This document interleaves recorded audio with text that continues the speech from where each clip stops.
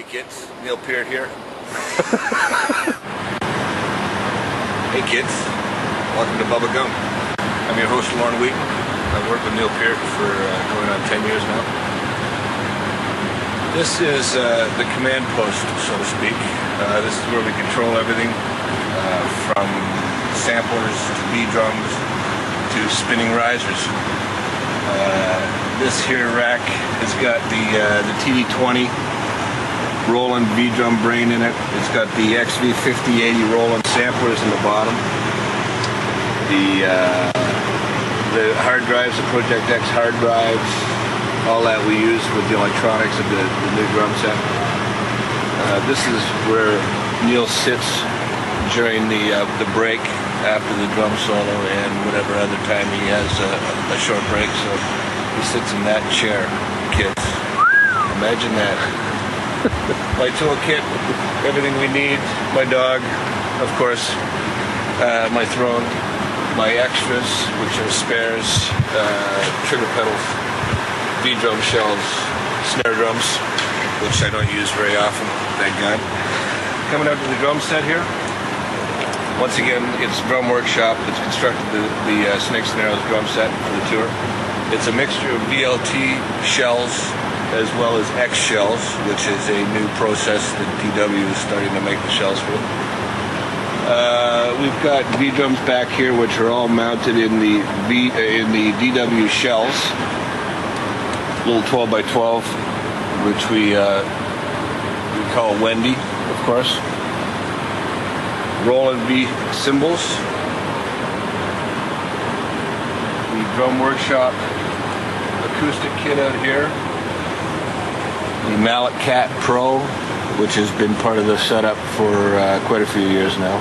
He fondly calls it his mini marimba. I call it the Mallet Cat. The cowbell tree, of course, which has been here for years.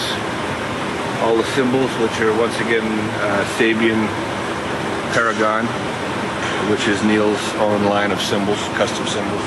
We have over here the new addition to the line of cymbals, which is called the Diamondback, which Neil played quite exclusively on the Snakes and Arrows recording. If you're a listener to record, you hear that quite often on the record itself. So I think Sabian is starting to retail the Diamondback now. So run right out to your store and buy one, kids. Anyways, it's all the same shell sizes. Of course, the kick drum is a different size now. It's a 23 by 16 size, not 22 inch, but 23 inch. All the hardware, we've decided to shelf the gold bling drum hardware, and we're going with black diamond plated nickel plated. It's going brain dead here.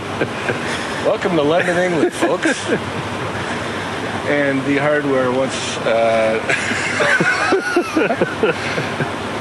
okay, and the hardware is now all black nickel plated instead of the usual gold plating that we've had for the last couple of years. We decided to shelve that bling and go with a more classic look. All the mics are all the stuff, you know. And we're still on the 9x9 octagonal drum riser, which, by the way, spins with that controller that I showed you out front. There you go. So, have fun. The setup time for the drum set, from the time I get the bare stage, setting up the drum riser, and setting up the kit, as well as wiring and cleaning, we do it in about 2.5 hours from start to finish. It usually takes us about 25 minutes to tear it down with the help of my buddy Boom Boom Aerosmith, who has been helping me for the last couple of tours now. So it is great help for me. And I got a great job. Thanks for coming.